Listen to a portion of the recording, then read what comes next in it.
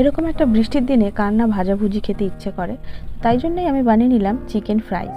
তো এখানে আমি চিকেনের সলিড পিসগুলোকে লম্বা লম্বা করে কেটে নিলাম। তার মধ্যে নুন, লেবুর রস, আদা রসুন বাটা দিয়ে 15 মিনিট একটা বাটির মধ্যে ঢাকা দিয়ে ম্যারিনেশনে রেখে দিলাম।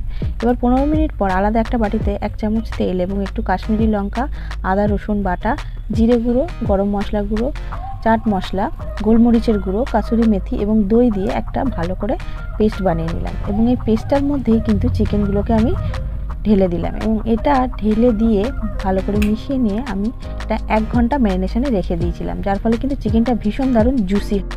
এবার 4 চামচ ময়দা, 2 চামচ চালের গুঁড়ো, 1 চামচ কর্নফ্লাওয়ার এবং বিট নুন দিয়ে ভালোভাবে মিশিয়ে নিয়ে চিকেনগুলোকে এর মধ্যে দিয়ে শুকনো কোটিং করে তুলে নিলাম। এবং এরকমভাবে সব কটা তুলে নেওয়ার পর ছাঁকা তেলে গোল্ডেন করে ভেজে নিয়ে টমেটো সসের সাথে খেতে কিন্তু সন্ধেটা পুরো জমে গিয়েছিল।